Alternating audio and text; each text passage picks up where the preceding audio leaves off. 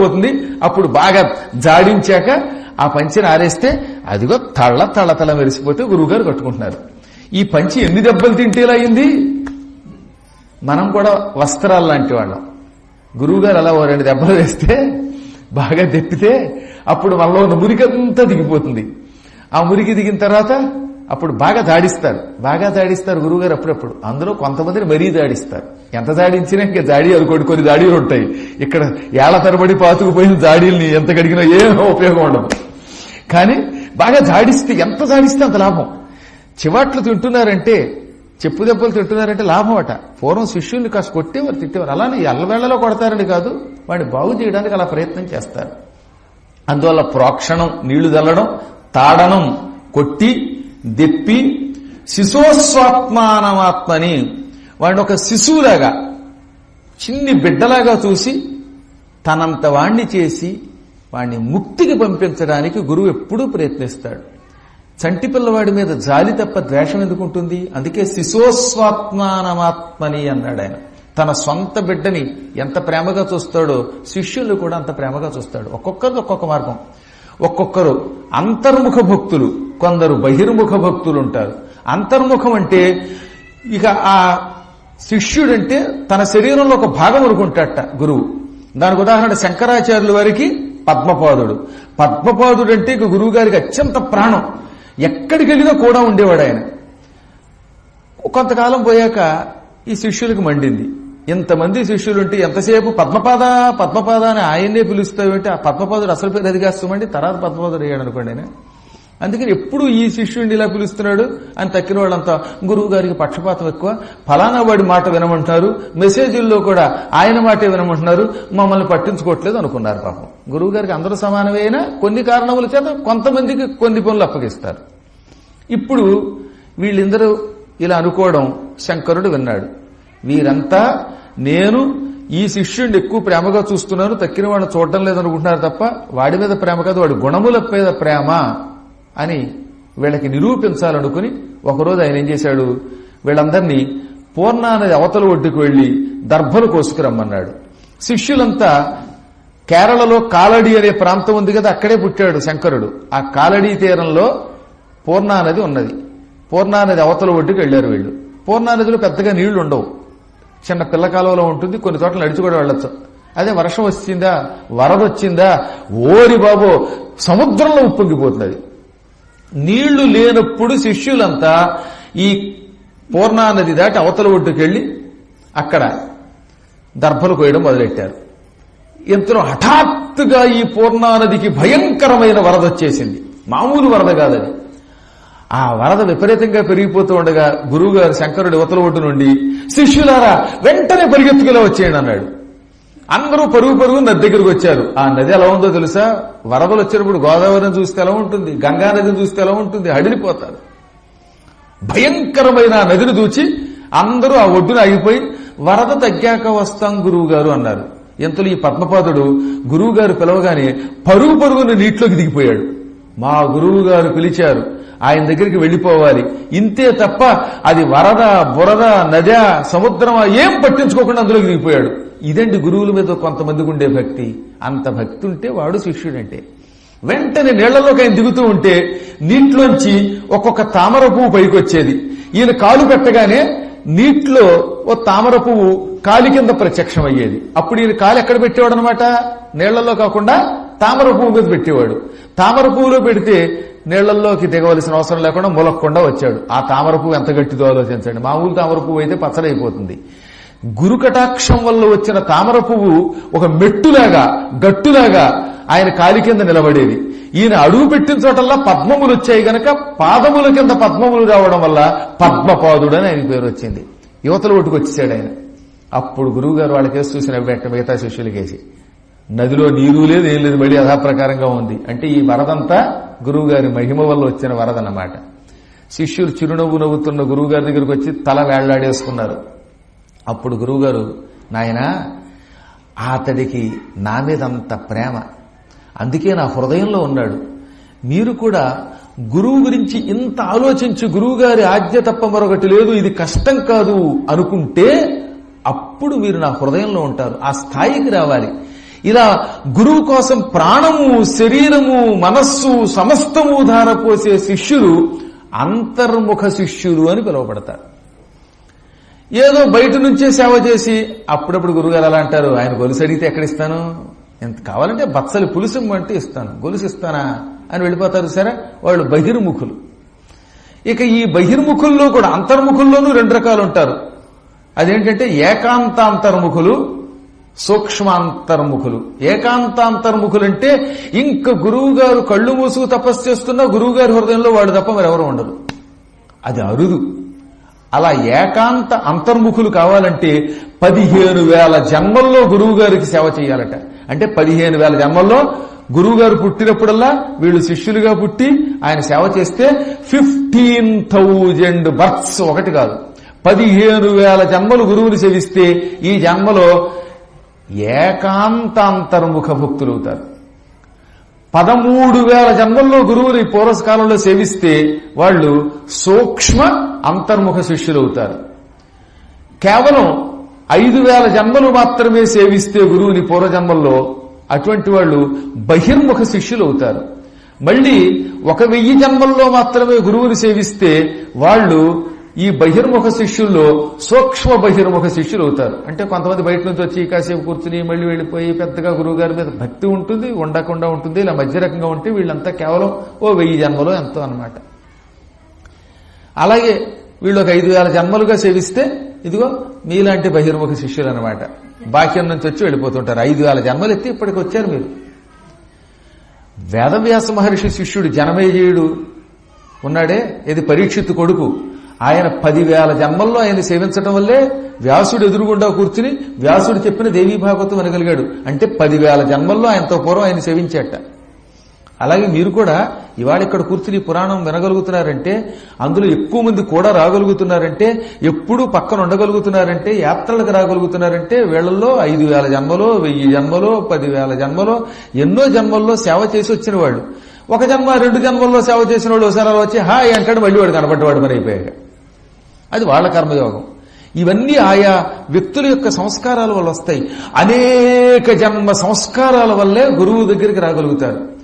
ఒకవేళ పాపాలు కూడా ఉంటే అవి పోతాయి. అందుకే యానికానిచ పాపాని జన్మాంతర కృతానిచ, ఎన్నెన్నో జన్మలలో చేసిన పాపములు కూడా ఈ ప్రదక్షిణ వల్ల పోతున్నాయి.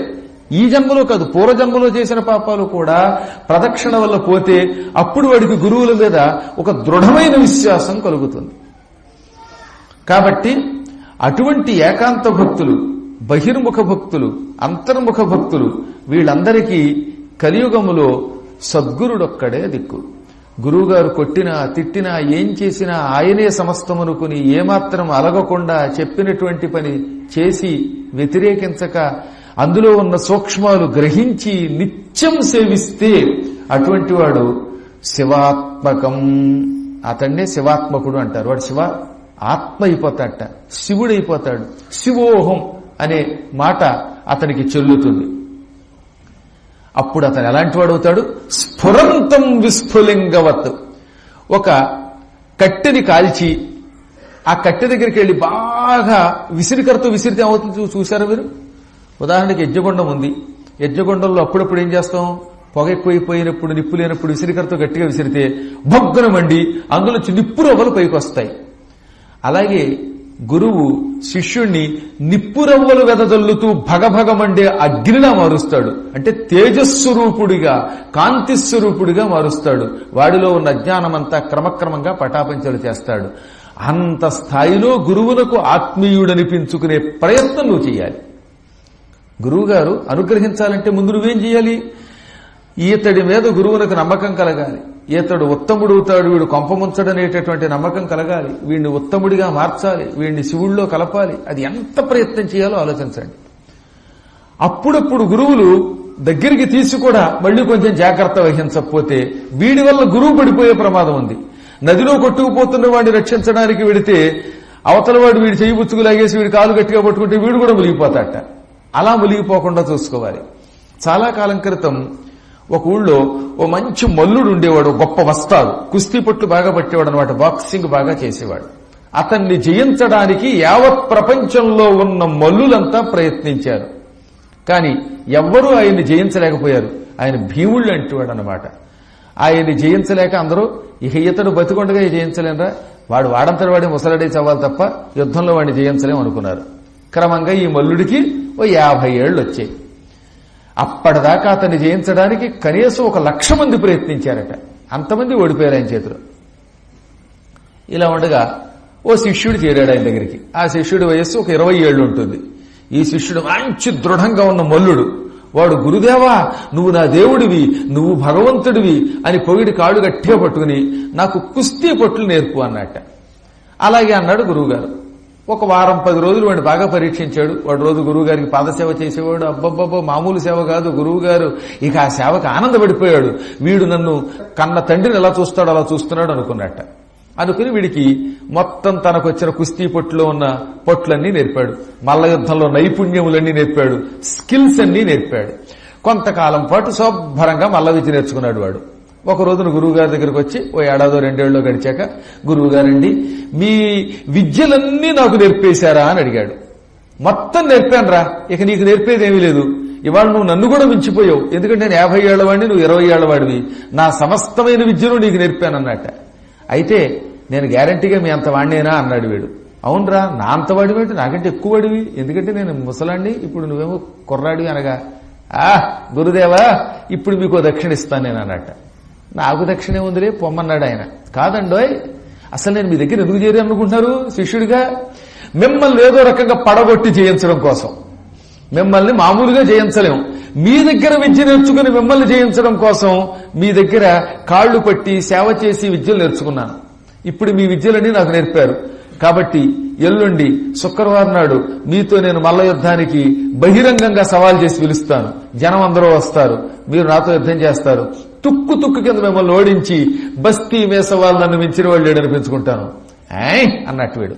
వెంటనే గురువుగారు తెల్లబోయి, ఇదేం దక్షిణరా, ఇదేం అన్యాయం రా, నా దగ్గర ఇంతకాలం నేర్చుకున్నావు, నీకు పుణ్యం ఉంటుంది, నా పరువు తీయకు, నన్ను ఓడించకురా, ఇదే నాకు దక్షిణ ఇవ్వరా అంటే కుదరదండి అన్నాడు వాడు. అది గురుద్రోహం రా, మహాపాపం రా అని ఎంత బతిమాలాడు గురువుగారు.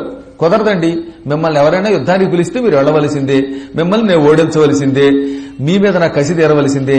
మీరు ఓ 25 ఏళ్ల క్రితం మా డాడీని ఓడించారు, ఇప్పుడు ఈ బాడీని అందుకే పెంచాను, మిమ్మల్ని పడగొడతాను అనగానే అమ్మకేడి నువ్వా ఎందుకు వచ్చావా అనుకున్నాడు ఈయన. ఇంకేం చేస్తాడు గురువుగారు, అంత చెప్పిన వెంటలా సర్లే నీ కర్మ అన్నాడు ఆయన. నా కర్మ నీ కర్మ పొమ్మన్నాడు. సరిగ్గా శుక్రవారం నాడు చుట్టుపక్కల ఉన్న గ్రామాల వాళ్ళందరికీ వీడు ఇన్విటేషన్ పంపాడు. ఇంతవరకు ఎవరు జయించలేని మా గురువు గారిని మల్లుండి నేను ఓడిస్తున్నాను, అందరూ రెండోహో అనగా అసలు ఈ ఎలా ఓడిస్తాడో చూద్దాం, ఆయన ఎవరు ఓడించలేరు కదా అని ఎక్కడెక్కడ వాళ్ళు వచ్చేసారట, కిటకిటలాడిపోయారట ఊళ్ళో వాళ్ళంతా. అక్కడ జనం బాగా పోగయ్యారు. ఉపన్యాసాల కంటే కాస్త తక్కువ పోగవుతారు కానీ దానికి బాగా పోగయ్యారు.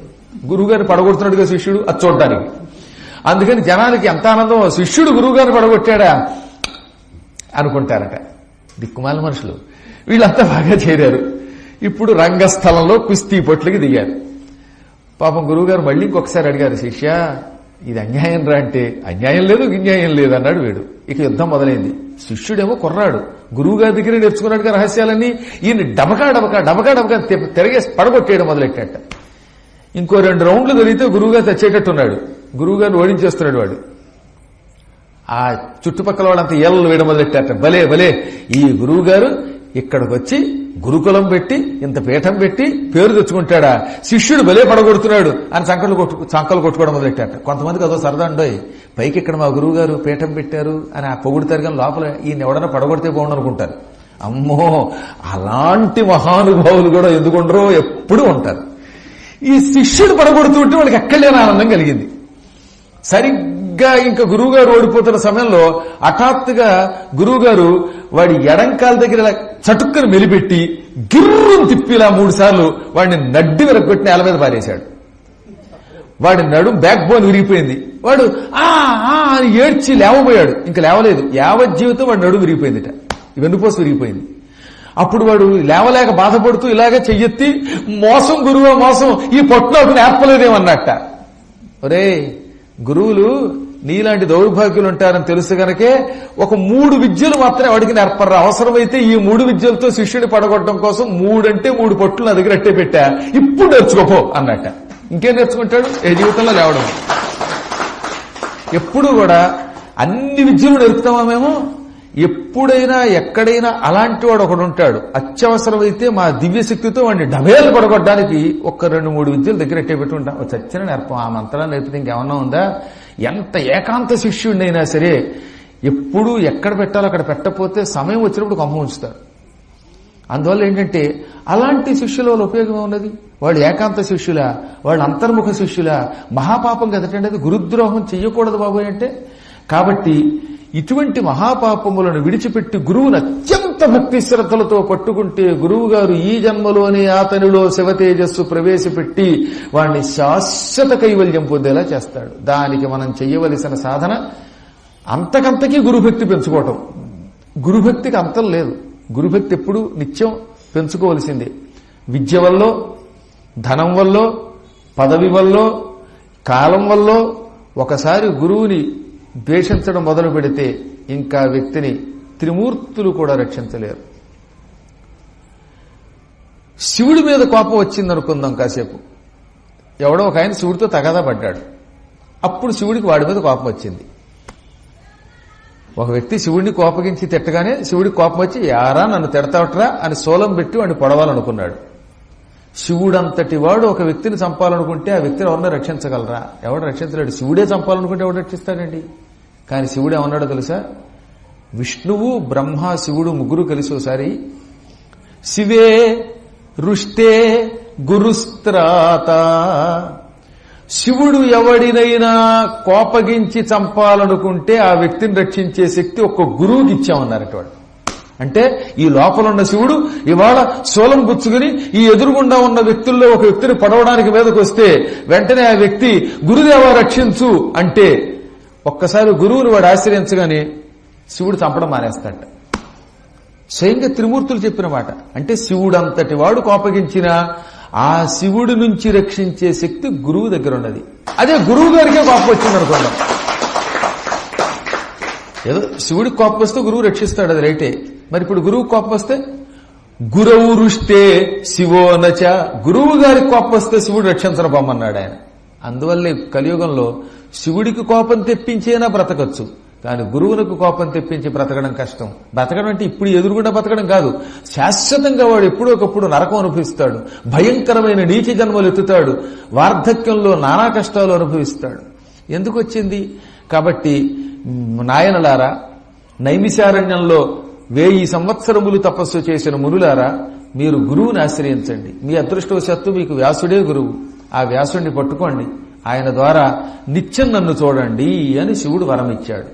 అప్పుడు వాళ్ళు మళ్ళీ అడిగారు, మాకంటే వ్యాసుడున్నాడు, మరి కలియుగంలో వ్యాసుడు ఎలా దొరుకుతాడండి? ఆ గురువు ద్వారా మేము శివశక్తిని ఎలా పొందొచ్చు అంటే 18 పురాణములు నిరంతరం ప్రవచించేవాడే వ్యాసుడు అనుకుని ఆయన ఆశ్రయించండి పొందాలి. అందుకని అధ్యాత్మ విద్యా దాతారం, ఈ అధ్యాత్మ విద్యను ఇచ్చేటటువంటి వాడు, నిరంతరం పురాణ ప్రవచనములు చేసేవాడు, ఈ 18 పురాణవేత్తయే వ్యాసుడు. వ్యాసుడికి అతనికి భేదం లేదు. సయేవ వ్యాస, మొత్తం పురాణాలన్నీ చెప్పిన మాట. ఈ విధముగా ఈశ్వర కటాక్షాన్ని పొందిన ఋషులు అక్కడే యజ్ఞం చేసి వచ్చిన వాళ్ళందరికీ చెప్పారు. ఆ రోజు నుంచి గురు కటాక్షంతో మీరు తరించండి. గురువు చేతిలో శివశక్తి ఉన్నది. గురువు తన హస్తం మస్తకం మీద పెడితే మనలో శివుడి తేజస్సు ప్రసారమవుతుంది, ప్రసరిస్తుంది, తరిస్తాము. కలియుగంలో గురువుని మించిన దైవం లేడు. గురువులోనే శివుడి యొక్క తేజస్సుని మనం చూడవచ్చు అని చెప్పారు. ఇలా ఉండగా ఒకనాడు సూత మహర్షి అక్కడికి వచ్చాడు. వాళ్ళకి నైమిశారణ్యంలో 1000 సంవత్సరాలు పురాణాలు చెప్పేట. దాదాపు 1000 ఏళ్లు 18 పురాణాలు. మనకి వాళ్ళంటే రోజు 2 గంటలో 3 గంటలో వింటే సరిపోతుంది, కానీ పురాణాలు పూర్తి ఎక్స్ప్లెయిన్ చేయడానికి సంవత్సరాలు పడుతుంది. ఒక రోజు 1 గంటలో చెప్పేది ఏముంటుంది నమ్మకం? ఏదో మీ అదృష్టం బాగుండి ఇక్కడ ఇన్ని సప్తాహాలు చేస్తున్నాం. మళ్ళీ జనవరి 1 నుంచి జనవరి 7 వరకు భాగవత సప్తాహం చేస్తున్నాం. ఇలా నిరంతర సప్తాహాలు జరుగుతున్నాయి కాబట్టి కొన్ని పురాణాలు మీరు వినగలుగుతున్నారు. కానీ ఏదో గంట అరగంట అప్పుడప్పుడు మనం పురాణం చెబితే ఏమీ దానివల్ల పూర్తిగా సారాంశం వెళ్ళదు. ఆ రోజులలో నైమిశారణ్యంలో ఏళ్ల తరబడి సూత మహర్షి రోజు 3-4 గంటలు చెబితే ఆ 18 పురాణాలు, ఉప పురాణాలు, భారతం ఇవన్నీ అయ్యాయి ఆ రోజుల్లో.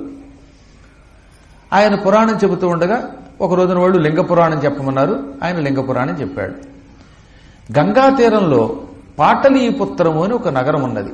ఆ నగరానికి పాటలీపుత్రం, అదే ఇప్పుడు పాట్నా అంటున్నాం మనం. పాట్నా అసలు పేరు ఏమిటనమాట? పాటలీపుత్రం. గంగా నదీ తీరంలో ఉంటుంది. బీహార్కి ఇప్పుడు రాజధాని. ఈ బీహార్ని పూర్వం మగధ దేశం అనేవారు. మగధ సామ్రాజ్యం. జరాసంధుడు పరిపాలించాడు మగధ సామ్రాజ్యాన్ని. అలాగే అశోకుడు పరిపాలించాడు. వీళ్ళంతా ఆ రోజుల్లో మగధ సామ్రాజ్యాన్ని పరిపాలించిన వాళ్ళు. ఎంత గొప్ప సామ్రాజ్యం అండి. కర్మగాలి కలియుగంలో ఈ పాపిష్టాల చేతుల్లో కొంతమంది చేతిలో పడిపోయి. కాబట్టి చెప్పొచ్చేది ఏంటంటే ఆ రోజుల్లో ఒక వైభవం అనిపించిన అపూర్వ సామ్రాజ్యం అది. దురదృష్టం ఏంటంటే బౌద్ధ మత స్థాపన వచ్చాక హింస అహింస అంటూ కబుర్లు చెప్పి విదేశీ దండయాత్రలను ఎదుర్కోకుండా సైనికులు లేకపోవటం వల్ల భారతదేశం సర్వనాశనం అయిపోయింది. అహింస అంటే అదే. అహింస అంటే అనవసరంగా ఎవరిని బాధ పెట్టకూడదు. అంతేగాని మన దేశం మీదకి పాకిస్తాన్ వాళ్ళు వచ్చి పడిపోతుంటే అహింస పరమో ధర్మం అంటే మిమ్మల్ని అందరినీ కాల్చి పారేస్తారు, పెట్టని కాల్చినట్టు. వాళ్ళని నరికి పారేయాలి. అది అహింస అంటే. అదే శ్రీకృష్ణ పరమాత్ముడు, ఎరా యుద్ధానికి వచ్చావు, ఈ దుర్యోధనాదులు పాపాత్ములు వేసిపారే, ఇక్కడికి వచ్చాక నేను పిరికాడిని అయిపోయాను, యుద్ధం చేయలేను, ముష్టెత్తుకుంటానంటే కుదరదు, కొట్టిపారే అన్నాడు. అంతే. అవసరమైతే కొట్టిపారేయాలి. పద్మాకర్ గారు అహింస పరమోధర్మ అన్నారు కదా అని వెకిలి వేషాలు వేసి మొత్తం ఈ ఆలయాన్ని ధ్వంసం చేశాడు అనుకోండి, ఎవడన్నా సోలం పెట్టి పొడి చేస్తాను మళ్ళీ. అక్కడేం కాంప్రమైజ్ అవ్వం. అప్పుడు గురువు గారిని మించిన శక్తివంతుడు మరొకడు ఉండడు. ఏదో బక్కగా డొక్క చిక్కినట్టున్నాడు అనుకుంటారేమో. నేను గనక కరాటే చేయడం మొదలెడితే ఇక్కడున్న కరాటే ఫైటర్లు ఎవరు సరిపోరు. ఏదో అలా కూర్చుని ఉంటాం ఇక్కడ. మా శక్తి అవసరమైనప్పుడు వస్తుంది. కాబట్టి ఎందుకు చెప్తానంటే ఇంతమంది ఉన్నారు. ఇప్పటికి కూడా గంగానదీ తీరంలో రేవుల్లో నాతో సమానంగా పరిగెత్తమని చూస్తాను ఎవడన్నా. అక్కడికి వెళ్ళాక అమ్మే అమ్మే అని కూర్చుంటారు మళ్ళీ మీరు. కాబట్టి ఎలా వస్తుంది ఆ శక్తి? అది ఆధ్యాత్మిక శక్తి. అధ్యాత్మ శక్తిలో చాలా శక్తి ఉంటుంది. అది చాలా గొప్పది. అది ఈ పాటలీపుత్ర తీరంలో ఇప్పటికి కూడా ఒక దివ్య జ్యోతిర్లింగం ఉన్నది గంగానదీ తీరంలో. ఆ లింగం అక్కడికి ఎలా వచ్చింది, అసలు ఆ పాటలీపుత్రం పేరు ఎలా వచ్చింది, పాటలీపుత్ర తీరంలో ఉన్న జ్యోతిర్లింగం అంటే 12 జ్యోతిర్లింగాలు కాదు, అది కూడా ఒక అగ్నిలింగం గంగానదీ తీరంలో ఉంటుంది. చాలా అరుదుగా కొద్ది మందికి అది కనపడుతుంది. ఎప్పుడైనా దాని పేరు ఏమంటారంటే బక్సర్ అనే ఒక రైలు ఉంటుంది, స్టేషన్కి వెళ్లే రూట్లో ఇది ఉంటుంది అనమాట. ఇదంతా రోజుల్లో పాటలీపుత్ర సామ్రాజ్యం అనేవారు. ఆ పాటలీపుత్ర సామ్రాజ్యంలో గంగానదీ తీరంలో ఒక లింగం ఉన్నది. ఆ లింగం కూడా పెద్దది కాదు, చిన్న లింగం. ఇది అత్యద్భుతమైన లింగం. ఆ లింగానికి నమస్కారం చేసుకుంటే తల్లిదండ్రులను చంపిన మహాపాపం పోతుందని పేరు. తల్లిదండ్రులు చంపకూడదు, తల్లిదండ్రులు సాధ్యమైనంత వరకు తిట్టకూడదు. కానీ పొరపాటున ఏదో ఒక కారణం చేత తెలుసో తెలియకో తల్లిదండ్రులు ఒక దుర్మార్గుడు తిట్టాడు, చంపేశాడు, లేదా ధర్మరక్షణ కోసం తండ్రిని చంపవలసి వస్తుంది. ఇప్పుడు ప్రహ్లాదుడు ఉన్నాడు, నిరంతరం హరినామస్మరణ చేశాడు. వాళ్ళ నాన్న వద్దన్నాడు. చివరికి నరసింహస్వామి వచ్చి హిరణ్యకశిపుడిని చీల్చి చంపాడు. ఆ పాపాత్ముడిని శిక్షించడం తప్పే. కానీ ప్రహ్లాదుడికి లోపల మా నాన్నని నేనే చంపించానేమో అని బాధ అనిపించింది. అప్పుడు నరసింహస్వామి పాటలీపుత్ర తీరంలో ఒక లింగం ఉంది, అది సకల పాప పరిహారం చేస్తుంది. ఆ లింగాన్ని ముట్టుకుంటే, అక్కడికి వెళ్ళి ముట్టుకుంటే ఆయనకి మనస్సులో ఉన్న చింతాదోషం పోయింది. నిజానికి ఆయనకి పాపం లేకపోయినా నేను పాపం చేశానేమోననే బెంగ ఉందిగా, ఈ బెంగే పాపం, ఆ పాపం పోయింది. అలా ప్రతి చోట హత్యాహరణ తీర్థాలు ఉంటాయి. నైమిశారణ్యంలో, సరిగ్గా నైమిశారణ్యంలో ఒక 15 కిలోమీటర్ల దూరంలో గోమతి నద తీరంలోనే ఓ తీర్థం ఉంది. ఆ తీర్థమునకు హత్యాహరణ తీర్థము అని పేరు. ఎవడైనా హత్యలు చేస్తే ఆ హత్యల పాపం ఆ తీర్థంలో చెయ్యి పెడితే పోతుంది, అందులో స్నానం చేస్తే పోతుంది. నీరు ఎప్పుడైనా మురిగ్గా ఉంటే నీళ్లలో చెయ్యి పెట్టి ఆ నీళ్లు ఎత్తిపై చల్లుకుంటే ఆ పాపం పోతుంది. రాముడంతటి వాడికి రావణాసురుని చంపాక అరిచేతులు వెంట్రుకలు వచ్చాయి. అరిచేతులు వెంట్రుకలు రాకూడదు కానీ వచ్చాయి. అందువల్ల రాముడు ఆశ్చర్యపోయి మహర్షులను ఎందుకు అరిచేతులకు వెంట్రుకలు వచ్చాయి అంటే, ఎంత దుర్మార్గుడైనా రావణాసురుడు ఒకప్పుడు శివపూజ చేశాడు, శివపూజా ధురంధరుడైన వాడిని చంపావు గనక ఆ పాపం నీ చేతికి ఈ వెంట్రుకల రూపంలో వచ్చి అంటుకుంది అన్నాడు. అప్పుడు ఆయన ఈ పాపం ఎలా పోతుంది అనగా నైమిశారణ్యానికి తీసుకొచ్చి అక్కడున్న ఒక మడుగులో ఉంచారట. ముంచగానే రాముడి చేతికున్న అరిచేతికున్న వెంట్రుకలు ఊడిపోయి అందంగా మళ్లీ యథాప్రకారంగా చేతులు తయారయ్యాయి. రామచంద్రునికి కూడా బ్రహ్మహత్యాపాతకము తొలగింపచేసిన ఆ తీర్థమునకు అప్పటి నుంచి అగస్త్యాది మహర్షులు హత్యాహరణ తీర్థమని పేరు పెట్టారు. ఒకసారి ఈ పురాణం అయిపోయాక యూట్యూబ్లోకి వద్దిపర్తి పద్మాకర్ నైమిశారణ్య యాత్రను కొట్టండి. అందులో హత్యాహరణ తీర్థం చూడండి. నేను అక్కడికి తీసుకెళ్లి ఎక్స్ప్లెయిన్ చేసి స్నానం చేయించిన దృశ్యం అందులో చూడొచ్చు మీరు. 2016వ సంవత్సరంలో జరిగినది అది. ఆ హత్యాహరణ తీర్థంలో స్నానం చేస్తే ఎటువంటి హత్యాపాపాలని తొలగిపోతాయి. ఇలా ఒక్కొక్క ప్రాంతానికి ఒక్కొక్క శక్తి ఉంటుంది. అలాగే ఈ పాటలీపుత్రం దగ్గర ఉన్న లింగం ఉన్నదే అది బ్రహ్మహత్య, గురుహత్య, మాతృహత్య, పితృహత్య పాపాలను తొలగించే లింగం. ఈ లింగమును ఎవరు ప్రతిష్ఠించారో, ఆ కథ ఏమిటి, కమామిషం ఏమిటి, దీనికి పాటలీపుత్రం అని పేరెందుకు వచ్చింది అని సౌనకాది మహర్షులు సూత మహర్షిని అడిగారు. అప్పుడు సూతుడు ఆ దివ్య కథని అత్యద్భుతంగా చెప్పాడు. ఒకానొకప్పుడు దక్షిణ దేశంలో గోదావరి తీరంలో ఒక మహాపండితుడు ఉండేవాడు. మహాపండితుడు అంటే తెలుసుగా మీకు? వ్యంగ్యం. మహాపండిత ఇది మూర్ఖ అని. పండితుడు అంటే పర్వాలేదు కానీ ఎప్పుడైనా ఏమన్నా వాడు మహాపండితుడు అంటే మూర్ఖుడు, పెద్ద పాండిత్యం లేదని అర్థం అనమాట. వ్యంగ్యంగా చెప్పారు ఇక్కడ పురాణంలో. అప్పుడప్పుడు అలా అంటారట, అబ్బా నీ అంత మంచాడు అక్కడుంటాడు అన్నామంటే వాడు దుర్మార్గుడు అని అర్థం. ఇతడు ఏదో చిన్న చిన్న 2 మంత్రముక్కలు తప్ప పెద్దగా పాండిత్యం రాదు. దాంతో అతనికి ఉదర పోషణ కష్టమైపోయిందిట. ఆ రోజుల్లో పాండిత్యం లేనివాడికి దాన ధర్మాలు చేసేవారు కాదు. పూర్వకాలంలో ఒక నియమం ఉండేది. దానం చేయాలంటే వాడికి వేదం బాగా రావాలి, లేదా స్మార్థం రావాలి, బాగా పాండిత్యం ఉండాలి. ఏమీ లేనివాడికి ఏదో స్వయం పాకం తప్ప ఇంకేమి ఇచ్చేవారు కాదు. అన్నదానం తప్ప తక్కువ చేసేవారు కాదు. మూర్ఖుడికి దానం చేయకూడదనేది ఒక కఠోర నియమం ఉన్నది. దాంతో ఊళ్ళో బతకలేక ఆయన ఉన్న ఊళ్ళో బ్రతకలేమనుకుని యాత్రలకి భార్యతో పాటు బయలుదేరాడు. ఏదో దారిలో ఆ రోజుల్లో సత్రాలు ఉన్నాయి కనుక స్వయం పాకం చేసుకుంటూ తింటూ చిట్ట చివరికి గంగా నదీ తీరంలో కాశీక్షేత్రం దగ్గరికి చేరాడు. నోరు విప్పితే ఈయన పాండిత్యం బయటపడుతుంది. అందుకని ఈయన రోజు పొద్దునే స్నానం చేసి శివుడికి ఇంత దండం పెట్టుకుని బాగా విభూతి పూసుకుని ఒళ్లంతా భస్మం పూసుకుని గంగానదీ తీరంలో ఓ స్నానఘట్టం దగ్గర మౌనంగా కూర్చునేవాడు. అని ఓం నమ శివాయని లోపల కొనుక్కుంటూ మౌనంగా ఉండేవాట. ఒకవేళ ఎవరైనా ప్రశ్నిస్తే నీ పేరేమిటంటే మాట్లాడేవాడు కాదు అనేవాట. ఓహో సర్వం శివమయం అనుకుంటున్నాడు అనుకునేవారు వాళ్ళు. ఆ సైకిల్ని బట్టి అర్థం చేసుకునేవారు. ఎదురుగుండా ఒక తువ్వాలు గుడ్డ పరుచుకునేవాట, పొడి తువ్వాలు గుడ్డ. అలా జపం చేసుకుంటూ మధ్య మధ్యలో కొంతమంది చూసరికి గుడ్లకొక చూపు అలాగా చూసుకుంటూ ఉండేవాడు. జపం చేస్తూ మధ్య మధ్యలో ఎందుకు చూసేవాడంటే ఈ ఎదురుగుండా ఉన్న తువ్వాల్లో ఎవరైనా ఏదైనా వేస్తారా లేదా అని. పాపం వెళ్లేవాళ్ళు వచ్చేవాళ్ళు ఆహాహా ఎంత భస్మం పూసుకున్నాడు ఈయన, పరమశివభక్తుడు, వీరశైవాచార పరాయణుడు, మౌనం వ్రతంతో తపస్సు చేసుకుంటున్నవాడు, మునీశ్వరుడు అనుకున్నారట. అనుకుని ఏదో వచ్చిన చిల్లర అక్కడ వేసిపోయేవారు. ఈ చిల్లర డబ్బులతో ఆయన మధ్యాహ్నం కూడా భోజనానికి కావలసిన సామాన్లు కొనుక్కునేవాడు. అదృష్టం ఏమిటంటే శివుడి పేరు చెప్పి అడుక్కోవడం వల్ల ఎప్పుడూ ఆయనకి లోటు రాలేదు. నోరు తెరవకుండా శివనామస్మరణం చేసుకుంటూ ఇంత విభూతి పూసుకున్నాడు కదా, ఆయన జాతకం మారిపోయింది. భస్మము సంపదలు ఇస్తుంది, భస్మము ఐశ్వర్యం ఇస్తుంది. విభూతి అన్నారు అందుకే దాన్ని. పెద్ద సంపద లేకపోయినా భోజనం, వసతి ఈ రెంటికి లోటు లేకుండా వెళ్ళిపోయేది. మళ్ళీ భోజనంలో కూడా ఏదో మామూలు భోజనం కాదు. ఆ వచ్చిన డబ్బులతో మంచి పప్పు, దప్పడాలు, ఆవు నెయ్యి, వంకాయ కూర, గుత్తి వంకాయ కూర, అరటికాయ ముద్దకూర, పులిహార, దరిహార ఇవన్నీ చేసుకుని శుభ్రంగా తినేవారు. నిత్యం గంగా స్నానం చేసేవాడు. గంగ తాగాడు, విభూతి పూసుకున్నాడు, విశ్వనాథ దర్శనం చేశాడు, డుంటి విఘ్నేశ్వర దర్శనం చేశాడు. ఇంకెంతకంటే అదృష్టం ఉందండి.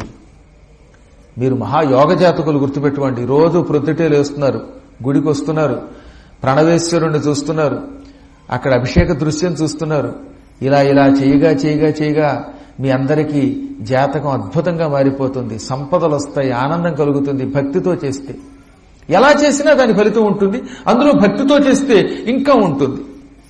ఇతడు అలా రోజు ఏ వంకతో అయినా శివుడి దర్శనం చేసుకోవడం వల్ల, విభూతి పూసుకోవడం వల్ల, గంగా స్నానం చెయ్యటం వల్ల, గంగాజలం తాగడం వల్ల క్రమంగా అతనికి సంపదలు పెరిగాయి. ఇతని జాతకంలో నిజానికి సంతాన యోగం లేదు గాని ఈ గంగా స్నానం చేసి గంగాజలం తాగడం వల్ల ఆ ఊరు వచ్చిన కొంతకాలానికి వాళ్ళ ఆవిడ గర్భవతి అయింది.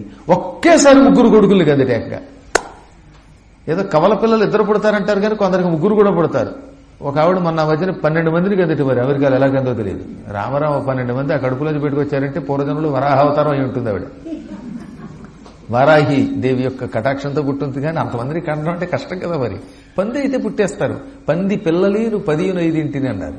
దానికి ఏమిటో మరి పూర్వజన్మ సుకృతం. కుక్కోటి ఎక్కువ పిల్లలు పుడతాయి, సింహాలకి పుడతాయి, పాములకి పుడతాయి, మానవులకి అరుదుగా 2 కొంతమందికి 3 పూర్వజన్మ సుకృతంలో ఎక్కువ మంది పుడతారు అనుకోండి. ఈయనకు 3 కొడుకులు పుట్టారు.